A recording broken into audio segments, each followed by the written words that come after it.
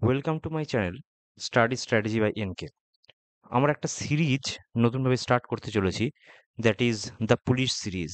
এই সিরিজে আমরা WBP constable, Kolkata police constable, lady constable এই সমস্ত এক্সামের প্রিভিয়াস ইয়ার প্র্যাকটিস করব, এবং কলকাতা পুলিশ আর ডাব্লিউবিপি এসআই তার যে সমস্ত প্রিলিমসের যে এক্সামগুলো রিসেন্টে হয়েছে সেই সমস্ত কোশ্চেন পেপার আমরা অ্যানালাইসিস করব এবং প্র্যাকটিস করব। এখানটায় আমরা প্রত্যেকটা ভিডিওতে 10 থেকে 20টা প্রশ্ন প্র্যাকটিস করব উইথ ইনডেপথ অ্যানালিসিস, যে কী টাইপের প্রশ্ন আসতে পারে, পোটেনশিয়াল কী টাইপের প্রশ্ন আসতে পারে। এবার তোমরা জানো যে পুলিশের যে সমস্ত এক্সামগুলো আছে সেগুলো এখন পিছিয়ে রয়েছে ওবিসি কেসের জন্য, বাট একদিন আশা করা যায় স্টার্ট হবে খুব তাড়াতাড়ি। তো আমরা আস্তে আস্তে এই সিরিজটা স্টার্ট করি। পড়াশোনা তো চালাতেই হবে, যতই এখন এক্সাম না হোক। তো আস্তে আস্তে আমরা সিরিজটা কন্টিনিউ করব, এবং আমরা দেখব যখন এক্সাম আসে তাদের ততক্ষণে যেন আমাদের প্রিভিয়াস ইয়ারটা বা প্রিভিয়াস ইয়ার থেকে কি পোটেনশিয়াল কোশ্চেন আসতে পারে সেটা আমাদের জানা হয়ে যাবে। ঠিক আছে? তো এটাতে আপাতত আমরা একটা শুরু করব, সেটা হচ্ছে আমরা জানি যে খুব তাড়াতাড়ি আসবে সমস্ত 2024-এর এক্সামগুলো, কাছাকাছি হয়ে যাবে হয়তো। তো আমরা যেটা বললাম প্রিভিয়াস ইয়ার কোশ্চেন্স প্র্যাকটিস করব। আমরা জানি যে এখানটা একটা প্যাটার্ন চেঞ্জ হয়েছিল কিছুদিন আগেই। তো 2024-এ দ্যাট ইজ প্রথমে 100টা প্রশ্ন হতো, এখন 85 প্রশ্ন থাকবে, যেখানে ইংলিশ থেকে 10টা, জেনারেল অ্যাওয়ারনেস থেকে 25, ম্যাথামেটিক্স 25 এবং রিজনিং অ্যান্ড লজিক্যাল অ্যানালিসিস 25। তো এখানটায় আমরা দেখবো যে এখানটায় আমাদের যে সিরিজটা হবে সেখানটায় শুধু জিকে নয়, পরপর জিকে যে যা প্রশ্ন আসবে, ইংলিশ, জিকে, ম্যাথামেটিক্স, রিজনিং সব আমরা পরপর অ্যানালাইসিস করবো এবং আস্তে আস্তে এগিয়ে যাব। আমরা জানি এই এক্সামে কিন্তু ভ্যাকেন্সি যথেষ্ট ছিল, টোটাল 11,749-এর কাছাকাছি। আচ্ছা, এখানটায় যেটা বললাম আমি 85টা কোশ্চেন্স থাকবে, এবং প্রত্যেকটা 1 মার্ক করে, এবং 1/4 হচ্ছে দ্যাট ইজ 0.25 হচ্ছে নেগেটিভ মার্কস যদি তোমরা ভুল করো। আচ্ছা, এবার আমরা জানি যে তোমার রিটেন টেস্টটা যথেষ্ট ইম্পর্টেন্ট, কারণ রিটেন টেস্টেই 85 মার্কস থাকবে, আর এদিকে পিএমটি পিইটি টেস্ট থাকবে যেটা কোয়ালিফাইং এর নেচার, অ্যান্ড তারপরে স্টার্ট হয়ে তোমাদের ইন্টারভিউ থাকবে, ইন্টারভিউতে 15 মার্কস। তো ইন্টারভিউয়ের কথা তো বলা যায় না, তো আমরা চেষ্টা করব যে রিটেনটাই যতটা সম্ভব বেশি নাম্বার তোলা যায়, যার ফলে আমরা 100 মার্কসের মধ্যে যাতে পিএমটি পিইটি পাস করলে সহজেই চাকরি হয়ে যায় কনস্টেবলেরটা। ওকে। আচ্ছা, এখানটায় আমরা জানি যে লেটেস্ট একটা এক্সাম হয়েছিল 2021 সালে, ডাব্লিউবি কনস্টেবলের একটা এক্সাম হয়েছে। তো সেই প্রিভিয়াস ইয়ারটা আমরা প্র্যাকটিস করব। এখানটায় আমাদের 100টা প্রশ্ন রয়েছে। প্রথম এটা ফার্স্ট লেকচার 1, এখানটায় 1 থেকে 10 পর্যন্ত কোশ্চেন অ্যানালাইসিস করব, এবং তারপর আস্তে আস্তে 10টা 20টা করে আমরা এইভাবে আমরা চলতে থাকবো। তো শুরু করা যাক। দ্যাট ইজ প্রথম প্রশ্ন ছিল, নিম্নলিখিতের মধ্যে কোনটি পশ্চিমবঙ্গে ডেনমার্কের উপনিবেশ ছিল? তো আমরা জানি যে ওয়েস্টার্ন যে সমস্ত ফোর্সগুলো এসেছিল তাদের বেশিরভাগ হচ্ছে তোমার কলোনি স্টার্ট করেছিল ভারতবর্ষে। তো এই কার কোন মেন কলোনি বা কোথায় কে ফোর্ট তৈরি করেছে এই সম্পর্কে কিন্তু মডার্ন ইন্ডিয়া থেকে প্রশ্ন আসে। তো আমরা একটা ম্যাপ দেখি, এখানটা কি দেখাচ্ছে, এটা হচ্ছে ইউরোপিয়ান সেটেলমেন্ট ইন ইন্ডিয়া, যাদের 1498 থেকে 1739। আমরা জানি 1498-তে প্রথম পর্তুগিজ আসে, that is Vasco da Gama প্রথম আসে। ভাস্কো ডা গামা কোথায় আসে? তোমার কেরালায় আসে, কালিকাটে, দ্যাট ইজ 1498 সালে এসেছিলেন, এবং সেখানটা কোচিনে আসেন। ঠিক আছে? তো আমরা এরকম দেখবো কি আমাদের মেন ইম্পর্টেন্ট যারা এসেছিলেন তাদের মধ্যে হচ্ছে তোমার Portuguese, British, French, Dutch and Danes. তো এদের ইম্পর্টেন্ট জায়গাগুলো দেখবো। দেখো ম্যাপ দিয়ে এই ম্যাপটা থেকে করলে তোমাদের অনেক সুবিধা হবে ম্যাপ দিয়ে যদি করো। যেমন ধরো পর্তুগিজ দেখো সব লেফটে হচ্ছে, বেশিরভাগ লেফটের পোর্শনে পর্তুগিজরা ছিল। দেখো কান্নানোর, হ্যাঁ তারপর হচ্ছে কালিকাট, কোচিন, এই সমস্ত জায়গা, এই সমস্ত জায়গাগুলোতে তোমার ইয়েরা ছিল, যেমন দমন দিউ। ঠিক আছে? দমন অ্যান্ড দিউতেও দেখো তোমার পর্তুগিজরাই ছিল, দমন অ্যান্ড দিউ। এইগুলোতে কিন্তু, তারপর গোয়া তাদের একটা পার্ট ছিল, পরে যদিও তোমার ব্রিটিশদেরকে হ্যান্ড ওভার করে দিয়েছিল। ঠিক আছে? সেরকম ব্রিটিশ সেটেলমেন্ট আছে। যেমন হুগলিটাতেও তোমার পর্তুগিজরা কলোনি বানিয়েছিল বা ফোর্ট বানিয়েছিল। তারপরে ধরো চুঁচুড়া বা চিনসুরাতে কি তোমার ডাচরা বানিয়েছিল। ম্যাপটা দেখো, ফ্ল্যাগ দেখো, এটা ডাচদের ফ্ল্যাগ, তো ডাচরা বানিয়েছিল। এরকম লোকে শ্রীরামপুরে কি ডেনমার্কের ছবি আছে। তো এরকম টাইপের প্রশ্ন আমরা এগুলো পড়বো। তো ইম্পর্টেন্ট কি এই যে পর্তুগিজরা ওয়েস্টার্ন ফোর্স কোথায় কোথায় কলোনি বা সেটেলমেন্ট বানিয়েছে। পর্তুগিজদের ইম্পর্টেন্ট জায়গাগুলো কি কি? কালিকাট, গোয়া, দমন অ্যান্ড দিউ, মানে সব হচ্ছে দেখো ওয়েস্টার্ন, বেশিরভাগই হচ্ছে ওয়েস্টার্ন পার্ট অফ ইন্ডিয়াতে ছিল। ডাচরা কোথায় বানিয়েছিল? ডাচরা হচ্ছে মাসুলিপত্তনম, পুলিকাট, মানে এটা ইস্টার্ন সাইডে বানিয়েছিল, এবং চুঁচুড়া, চিনসুরা বা চুঁচুড়া। ব্রিটিশরা তো সব মোটামুটি অল ওভার ইন্ডিয়ায় তৈরি করে, মানে তাদের কলোনি বা সেটেলমেন্ট এস্টাবলিশ করেছিল। ইম্পর্টেন্ট সুরাট অ্যান্ড ক্যালকাটা, সুরাটে ফার্স্ট ফোর্ট ওরা স্থাপিত করেছিল। ফ্রেঞ্চরাও কিন্তু সেরকম ফার্স্ট ফোর্ট কিন্তু বানিয়েছিল হচ্ছে সুরাটে, ঠিক আছে। আচ্ছা, ডেন্স মানে ডেনমার্কের তারা কোথায় করেছিল? শ্রীরামপুর, ট্র্যাঙ্কুইবার, নিকোবর আইল্যান্ড, এইগুলো হচ্ছে ডেন্সদের ছিল। তাহলে শ্রীরামপুর কিন্তু ডেনমার্কের। ফ্রেঞ্চ যদি সেটেলমেন্ট বলে, মাসুলিপত্তনম, চন্দননগর, এটা খুব ইম্পর্টেন্ট যে চন্দননগর কার সেটেলমেন্ট ছিল, এরকম পরের প্রশ্ন আসতে পারে, সেটা ফ্রেঞ্চদের ছিল। তো এই যে চ্যাপ্টার, এই যে আমাদের যে লিস্টটা, এই লিস্টটা পড়লে কিন্তু খুব সহজে আগামী প্রশ্নগুলো করতে পারবে। তাহলে কি হলো? তোমার শ্রীরামপুর, এটা আমি দেখলাম যে শ্রীরামপুর হচ্ছে ডেনমার্কের উপনিবেশ ছিল, ডেন্স শ্রীরামপুর। ওকে। আচ্ছা, চন্দননগর ফ্রান্স পড়লাম, তাহলে এই যদি বলে যে চন্দননগর, হুগলির যে চন্দননগর, সেটা কোথায়? চন্দননগর হচ্ছে ফ্রেঞ্চদের রয়েছে। ওকে। চুঁচুড়া, চিনসুরা কার? ডাচদের। ব্যারাকপুর, এগুলো তো সব ব্রিটিশদের তৈরি তোমার সেটেলমেন্ট ছিল। তাহলে আমার এই কোশ্চেনটা কি হয়ে গেল? এরকম ভাবে ওই লিস্টটা আমরা মুখস্থ করবো এবং ম্যাপ দিয়ে পড়লে সুবিধা হয়। আচ্ছা, পরের প্রশ্ন কি? এটা বলছে কোনো আসল সরল সুদে 20 বছরে 3 গুণ হয়েছে, তাহলে ওই ওই একই সুদের হারে কত বছরে দ্বিগুণ হবে? তাহলে দ্যাট ইজ সিম্পল ইন্টারেস্টের কোশ্চেন। সিম্পল ইন্টারেস্টে আমরা জানি যে একটা ফর্মুলা রয়েছে, সেটাই হচ্ছে সমস্ত ফর্মুলার, সমস্ত অঙ্ক এখান থেকেই হয়ে যায়। That is I is equal to P R T by 100। এখন বলছে কোনো আসল সরল সুদে, কোনো আসল, ধরো প্রিন্সিপাল হচ্ছে পি ধরলাম, সেই আসলটা বা প্রিন্সিপালটা কি হয়েছে? 20 বছরে 3 গুণ হয়েছে। তাহলে এটা 3 গুণ হয়েছে, মানে সুদে আসলে 3 গুণ হয়েছে। তাহলে আমরা সবসময় জানি যে সুদ আসল মানে কি? প্রিন্সিপাল প্লাস ইন্টারেস্ট হয়। তাহলে আমার যদি প্রিন্সিপাল পি থাকে, অ্যামাউন্টটা আমার 3 প্রিন্সিপাল হয়েছে, তার মানে যেটা বেড়েছে সেটাই হচ্ছে তোমার ইন্টারেস্ট, বিকজ প্রিন্সিপাল তোমার কনস্ট্যান্ট থাকে। তাহলে 3p minus P is equal two 2p হচ্ছে আমার ইন্টারেস্ট। তাহলে এখান থেকে তুমি কি পেলে? ইন্টারেস্ট হচ্ছে 2p is equal to P. আর এর মান কি আছে? আর দেয়নি, 20 বছর বলেছে। তাহলে আর হচ্ছে 20/100। কাটাকুটি করো, 20 এদিকে কাটলে 5, পিপি এখানটা কেটে গেল। তাহলে আর ইজিক্যাল টু কত হলো? আর ইজিক্যাল টু 10% হলো। এখন বলেছে ওই একই সুদের হারে কত বছরে দ্বিগুণ হবে? দ্বিগুণ হওয়া মানে কি? তার মানে অ্যামাউন্ট ইজিক্যাল টু 2p হওয়া। তাহলে কি পি থেকে আরো পি ইনক্রিজ হচ্ছে, তখনই 2p হচ্ছে। তাহলে I equal to P R T by 100তে আবার ফর্মুলা লাগাবো। তাহলে আই ইজিক্যাল টু হচ্ছে দ্বিগুণ হওয়া, মানে P R T, I equal to P, এদিকে আবার পি, আর মানে 10%, মানে 10, আর হচ্ছে টি মানে কত? টি বের করতে হবে, টি বাই 100। তাহলে এখান থেকে আমি যদি কেটে কেটে নিচ্ছি, পি কেটে গেল। তাহলে কত হলো? টি ইজিক্যাল টু 10 বছর হয়ে গেল। তাহলে অ্যান্সার হচ্ছে আমার 10 বছর, মানে দুবার ফর্মুলাটা লাগাতে হলো, এইখানটা একবার আর এইখানটা একবার। দুইবার ফর্মুলা লাগিয়ে কি হলো? আমার আনসার হয়ে গেল 10 বছরের দ্বিগুণ হবে। ওকে, নেক্সট কোশ্চেন।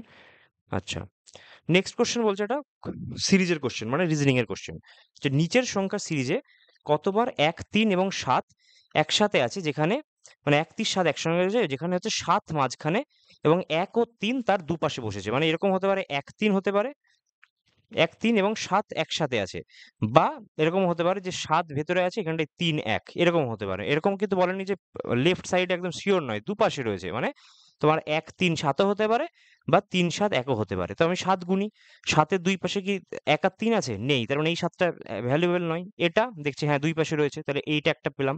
এখানে এই 7টা যদি দেখি, দেখছি যে 3 আর 7, তাহলে 3 আর 1 তো নেই, তাহলে এটা বাদ হয়ে গেল।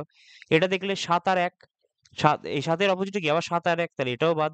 এবার এই 7টা দেখছি, 1 আর 3 হ্যাঁ আছে এখানটায়, তার মানে এটা আরেকটা, তার মানে দুটো হলো। তারপর এখানটায় 5 আর 1, তাহলে এটা হলো না। এই 7টা 3 আর 7 হলো না। এই 7টা তাও 7 আর 1, এটাও হলো না। এই 7টা এবার দেখছি 1 আর 3 হচ্ছে, তার মানে আবার একটা হলো। তাহলে কটা হলো? টোটাল একটা, দুটো, তিনটে, মানে টোটাল 3টে পেলাম, যেখানটায় 7 মাঝখানে এবং 1 আর 3 হচ্ছে আশেপাশে রয়েছে। বা ওটা 3 আর 1 বললেও তাও হবে, কিন্তু এখানে সবগুলোই হচ্ছে একই রকম ভাবে 1, 7, 3 পরপর একটা সিরিজেই দিয়ে দিয়েছে। ওকে। আচ্ছা, পরের প্রশ্ন কি?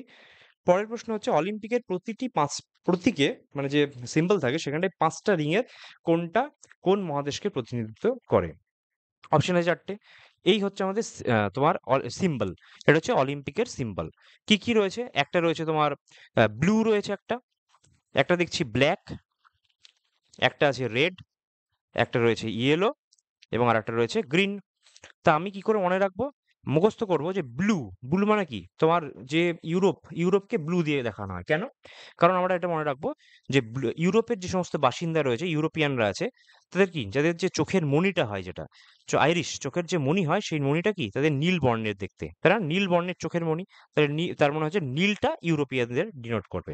ব্ল্যাক, আমরা জানি যে আফ্রিকানরা মোস্টলি ব্ল্যাক হয়, তো ব্ল্যাক মানে আফ্রিকা করে দিলাম। আমেরিকা মানে কি, আমরা এটা পড়বো যে আমেরিকারা লাল চোখ দেখায় সবাইকে, যে যেমন কানাডাকে চোখ দেখাচ্ছে না যে এটা করবো, বা এখন তো ট্রাম্প সবাইকেই চোখ দেখাচ্ছে যে আমরা স্যাংশন বসিয়ে দেবো, আমরা ট্যারিফ বাড়িয়ে দেবো, এ সমস্ত বলছে।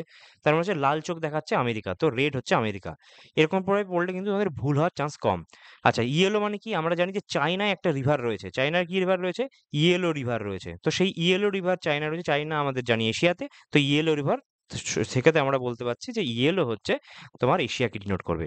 আর গ্রিন মানে কি, আমরা জানি অস্ট্রেলিয়ার ওখানটায়, বা ওশিয়ানিয়াও বলা হয় অস্ট্রেলিয়াকে, এখানটায় কি, এখানটা হচ্ছে তোমার গ্রেট বেরিয়ার রিফ আছে।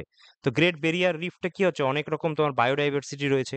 তো সেখান থেকে আমি বলছি যে ওখানটায় অনেক গ্রিনারি রয়েছে।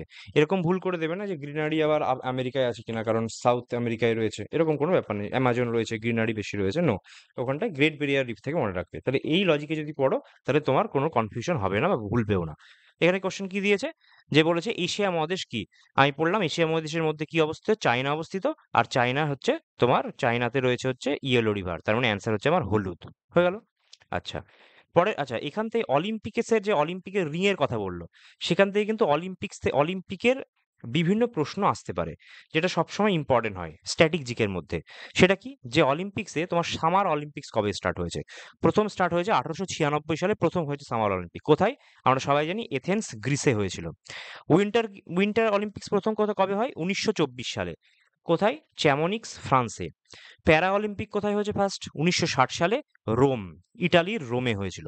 ইউথ অলিম্পিক, এটা এখনকার জন্য ইম্পর্টেন্ট, কারণ এটা অনেক পরে স্টার্ট হয়েছে। ইউথ অলিম্পিক হয়েছে 2010 সালে, সিঙ্গাপুরে তার ফার্স্ট এডিশন যেটা হয়েছে, সেটা হচ্ছে তোমার সিঙ্গাপুরে হয়েছে। তো ফার্স্ট এডিশন হিসেবে এই চারটে খুব ইম্পর্টেন্ট, ভালোভাবে মুখস্থ করবে সালটা মেনলি, এবং কোথায় হয়েছে। 1896, 1924, 1960 আর 2010। আচ্ছা, এখান থেকে আরো বলতে পারে, ধরো সামার আর প্যারা অলিম্পিক 2024 কিছুদিন আগেই হলো। কোথায় হয়েছিল? প্যারিস, ফ্রান্সে হয়েছে। এবং ধরো লেটেস্ট মানে তোমার আপকামিং হিসেবে বলতে পারে 2028-এর সামার অলিম্পিক কোথায় হবে, 2032-এর সামার অলিম্পিক কোথায় হবে। 2028টা কোথায় হবে? লস অ্যাঞ্জেলেসে, ইউএসএ। এবং 2032-এর হওয়ার কথা হচ্ছে ব্রিসবেন, অস্ট্রেলিয়ার ব্রিসবেনে হচ্ছে হওয়ার কথা 2032টা। তো এই দুটো ইম্পর্টেন্ট, ওকে। আচ্ছা, এবার কি, পরের প্রশ্ন দিয়েছে যে SVEEP প্রোগ্রাম কি, মানে full form. SVEEP full form কি, যে systematic voters education and electoral participation program. মানে ভোটারদেরকে এডুকেট করা হবে, এবং ইলেকট্রাল, যাতে ইলেকশন প্রসেসে তারা পার্টিসিপেট করে, সেই জন্য তাদেরকে উৎসাহিত করা হবে। এটাই বলছে SVEEP। এটা কে তৈরি করেছে? এটা হচ্ছে ইলেকশন কমিশন অফ ইন্ডিয়ার একটা প্রোগ্রাম, যেখানটায় হচ্ছে প্রমোট করা হচ্ছে যে এডুকেশন এবং পার্টিসিপেশন ইন ইলেকশনকে তোমার প্রমোট করা হচ্ছে। এই পোর্টাল কবে লঞ্চ করা হয়েছে? 2009 সালে। যেখানটায় মানুষদেরকে বোঝা যাচ্ছে, নামেই যেটা রয়েছে, সেটা হচ্ছে মানুষকে উৎসাহিত করা হবে যে তোমরা ভোট দাও। আচ্ছা, নেক্সট কোশ্চেন কি, 1857 সালে মহাবিদ্রোহের সময় কানপুরে বিদ্রোহীদের নেতৃত্ব কে দিয়েছিলেন? তো এরকম এই কোশ্চেন খুব ইম্পর্টেন্ট, যে কোথায় কানপুরে দিয়েছে, অয়োধ্যা বা লখনৌতে কে দিয়েছে, দিল্লিতে কে ছিল, ঝাঁসির রানী লক্ষ্মীবাই কোথা থেকে দিয়েছে, এই সমস্ত কোশ্চেনগুলো কিন্তু খুব ইম্পর্টেন্ট আসে। তো আমরা দেখে নিচ্ছি যে 1857-র যে রিভল্টটা হয়েছিল, বা তোমার যে সেপয় মিউটিনিটা হয়েছিল, তার ব্যাকগ্রাউন্ডটা কি ছিল।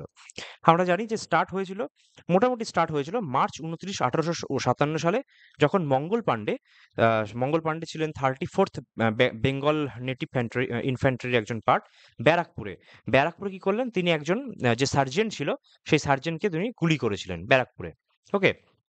তো সেই জন্য এখান থেকে একটা সিপাহীদের মধ্যে একটা শুরু হলো তোমার ক্ষোভ বিক্ষোভ। কারণ আমরা জানি মেন কারণ ছিল একটা কার্টিজকে নিয়ে কথা ছিল, যে সেই কার্টিজে কি বলতো, যে কাউ এবং শুয়োরের তোমার চর্বি মেশানো আছে, সেখানটায় হিন্দু এবং মুসলিম দুই ধর্মের সেন্টিমেন্টটা আহত হয়ে যাচ্ছিল। সেই জন্য কি হচ্ছে, তাদের মধ্যে একটা মিউটিনি, এটা একটা ইনস্ট্যান্ট রিজন হিসেবে বলা হয়, তাছাড়া কিন্তু আরো রিজন রয়েছে। ঠিক আছে, তো সে মঙ্গল পান্ডে এখানটায় স্টার্ট করলো। মঙ্গল পান্ডে কি হলো, 8 এপ্রিল 1857 সালে তাকে হ্যাং করে দেওয়া হলো, যে এই মানে প্রোটেস্টের জন্য, বা এই যে গুলি চালালো সেটার জন্য।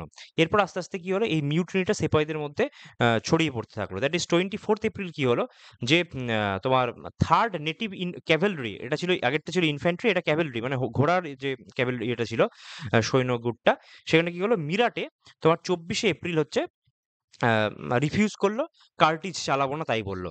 এর জন্য কি হলো 9th মে সেই সমস্ত যারা যারা রিফিউজ করেছিল তাদের সবাইকে ডিসমিস করে দেওয়া হলো চাকরি থেকে এবং 10 বছরের জেল দেওয়া হলো। ঠিক আছে, এইবার এই সমস্ত জিনিস দেখে ঠিক পরের দিন 9th মে এই যে এই পানিশমেন্টটা দেওয়া হলো, সেন্টেন্সটা দেওয়া হলো, তারপরে 10th মে 1857 থেকে ফুল তোমার সেপয় মিউটিনি স্টার্ট হয়েছিল। তো যদি কখনো প্রশ্ন আসে যে 1857 মিউটিনি কবে স্টার্ট হয়েছিল, তোমার অ্যান্সার কিন্তু 10th মে, নট 29 মার্চ। এগুলো ছোট ছোট বিক্ষিপ্ত ঘটনা, বাট এই দিনটা থেকে ইম্পর্টেন্ট ভাবে তোমার একদম সেপয় মিউটিনি স্টার্ট হয়ে গেল। ঠিক আছে, এখানটা তোমরা জানো যে এটাকেই ফার্স্ট ওয়ার অফ ইন্ডিপেন্ডেন্স বলেছিল, ভিডি দা সাভারকার বলেছিল। তো যে ফার্স্ট ওয়ার অফ ইন্ডিপেন্ডেন্স। ওকে, আচ্ছা, এইটা খুব ইম্পর্টেন্ট যে কোন প্লেসে কোন লিডার লড়াই করেছিল এবং তাকে কে সাপ্রেস করেছিল, মানে এইগুলো হচ্ছে ইংলিশ, এগুলো হচ্ছে ইংরেজ, এই ইংলিশ ম্যানগুলো কি করেছিল এদেরকে তোমার সারপ্রেস মানে সাপ্রেস করেছিল বা দমন করেছিল। তাহলে দিল্লিতে কে লড়েছিল, দিল্লিতে যে বাখত খান আর বাহাদুর শাহ টু, মুঘল সম্রাট বাহাদুর শাহ, তখন মুঘল সম্রাট ছিল বাহাদুর শাহ টু। তো বাখত খান অ্যান্ড বাহাদুর শাহ টু এরা হচ্ছে লিডার ছিল ইম্পর্টেন্ট। তাদেরকে সাপ্রেস কে করেছে, নিকলসন অ্যান্ড হডসন, সব হচ্ছে সন আছে নামের পেছনে, মনে রাখবে ভেবে। ঝাঁসি, জানি ঝাঁসি রানী লক্ষ্মীবাই, সেটা হচ্ছে তোমার ঝাঁসি থেকে করেছিল, এবং হিউ রোজ হচ্ছে সাপ্রেস করেছিল ঝাঁসি রানী লক্ষ্মীবাইকে। আওধ বা লখনৌ যাকে বলা হয়, সেখানটায় বেগম হজরত মহল সেখান থেকে করেছিল, এবং হেনরি লরেন্স সাপ্রেস করেছিল সেই তোমার বিদ্রোহটাকে। বিহারে বিহারে Kunwar Singh and Amar Singh, K suppress করেছিল, টেলর অ্যান্ড ভিনসেন্ট আয়ার। কানপুরে কানপুরে ছিল নানা সাহেব অ্যান্ড তাতিয়া টোপি, এখানে সেই প্রশ্নটাই দিয়েছে, কানপুরে কে কোন লিডার ছিল, তো নানা সাহেব অ্যান্ড তাতিয়া টোপি। তাকে তাকে কি করেছে, কলিন ক্যাম্পবেল। কিভাবে মুখস্থ পারবো, ধর কলিন ক্যাম্পবেল মানে বেল বাজছে কোথায়, এবং সেই শব্দ আমার কানপুরে কানে আসছে, তো এখান থেকে কানপুর মানে তারা কে দমন করেছে, কলিন ক্যাম্পবেল অ্যান্ড হ্যাভলক। আচ্ছা, ফৈজাবাদে কে ছিল, মৌলভী আহমদুল্লাহ হচ্ছে ফৈজাবাদ থেকে লিড করেছিল, এবং আসাম থেকে লিড করেছিল মনিরাম দেওয়ান। এটাও খুব ইম্পর্টেন্ট কিন্তু, মনিরাম দেওয়ান গোয়া থেকে করেছে, দ্যাট ইজ আসাম। তো এই লিস্টটা ভালোভাবে মুখস্থ করে নেবে। ঠিক আছে, আচ্ছা, সেটা হয়ে গেল প্রশ্ন। পরের প্রশ্ন দেখছি যে একটা অঙ্ক বলছে, একটা বিড়াল 5 লাফ যেতে যে সময় নেয় সেই সময় একটা কুকুর 4 লাফ যায়, কিন্তু কুকুরের 3 লাফ বিড়ালের 4 লাফের সঙ্গে সমান, তাহলে তাদের স্পিডের রেশিও বের করতে বলো। আমরা জানি একটা formula, that is distance equal to speed into time. যখন টাইম কনস্ট্যান্ট হয়ে যায়, এখানে যাকে বলছে যে সময় লাগে সেই সময়ে, মানে কি সময়টা কনস্ট্যান্ট, যখন সময় কনস্ট্যান্ট হয়ে যায় তখন কি ডিস্টেন্স মানে স্পিডের যে রেশিও হয় সেটাই ডিস্টেন্সের রেশিও হয়। তাহলে আমি যদি এখানটায় ডিস্টেন্সের রেশিও বের করতে পারি তাহলে কি আমার স্পিডের রেশিও পেয়ে যাবো। মানে আমার কি বলছি যে স্পিডের রেশিওই হচ্ছে আর কিছুই নয়, ডিস্টেন্সের রেশিও। বিকজ কি, বিকজ হচ্ছে টাইমটা হচ্ছে কনস্ট্যান্ট।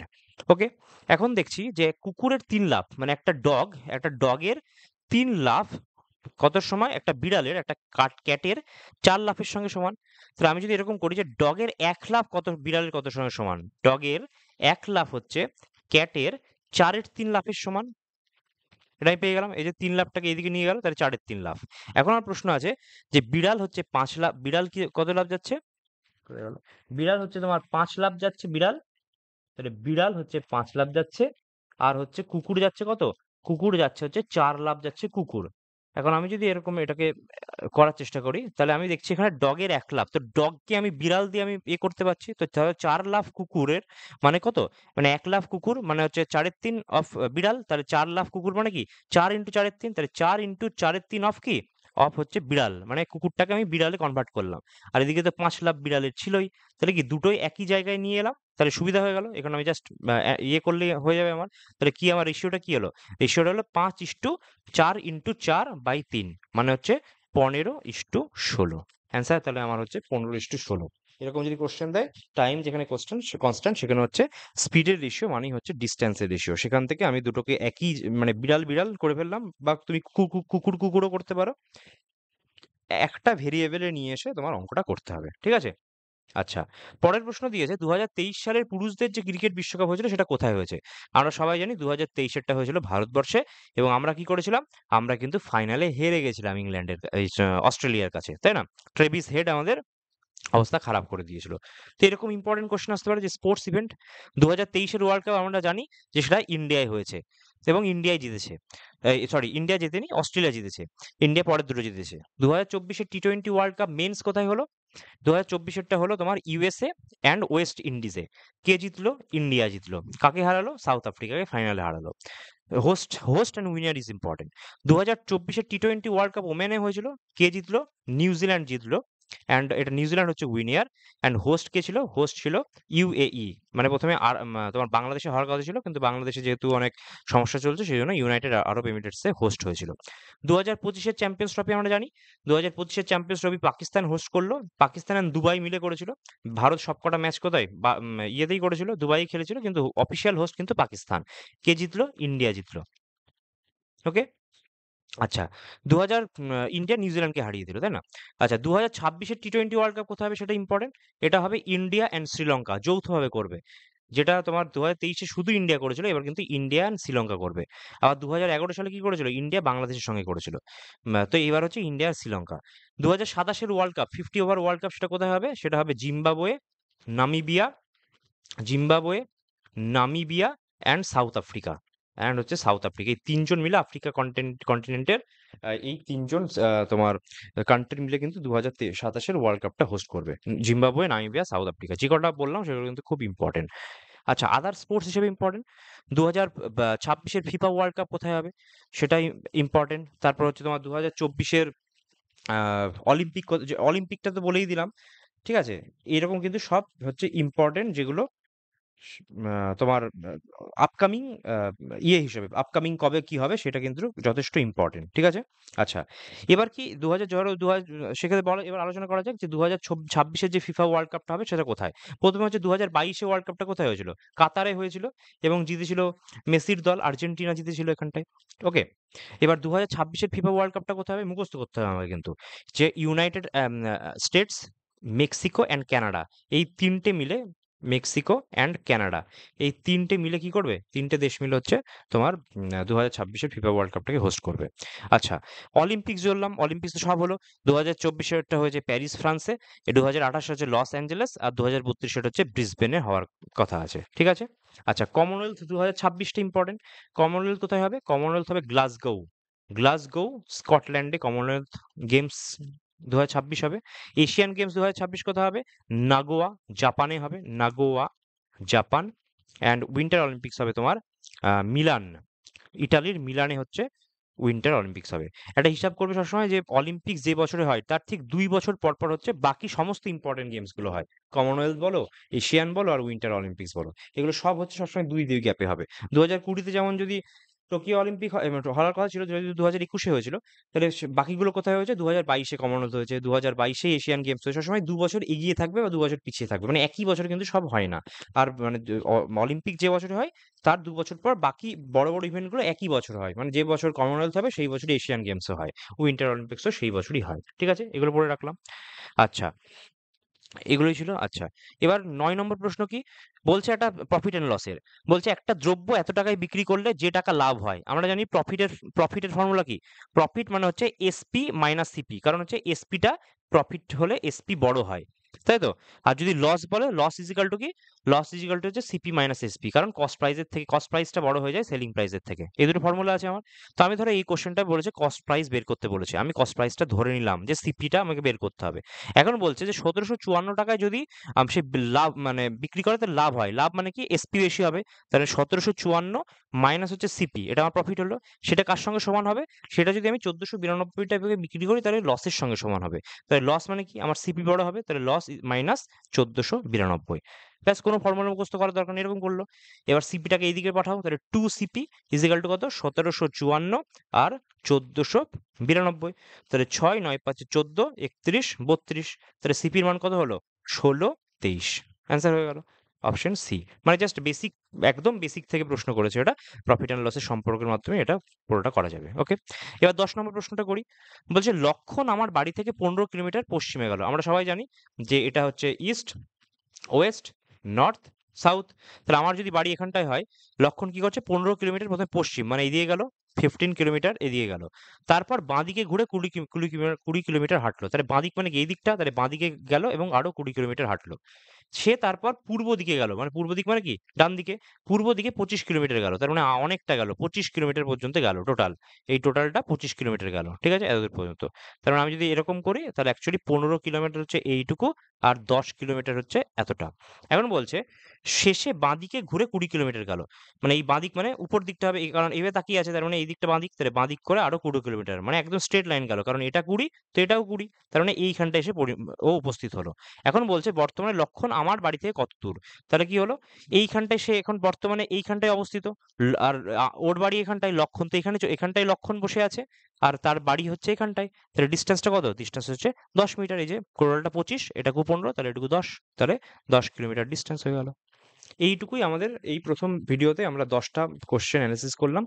পরের ভিডিওতে আমরা 20টা, একশো, যদি খুব বড় ইন ডেপথ না যেতে হয় তাহলে 20টা 15টা এরকম ভাবে করে আমরা কিন্তু 3-4টে ভিডিওর মধ্যেই এই 2021-এর যে প্রিভিয়াস ইয়ার কোশ্চেনটা ছিল কনস্টেবল সেটা শেষ করব, এবং তারপর আবার বাকি কোশ্চেনগুলোর অ্যানালিসিস শুরু করব। ওকে, থ্যাংক ইউ, হোপ তোমাদের এই ভিডিওটা ভালো লাগবে।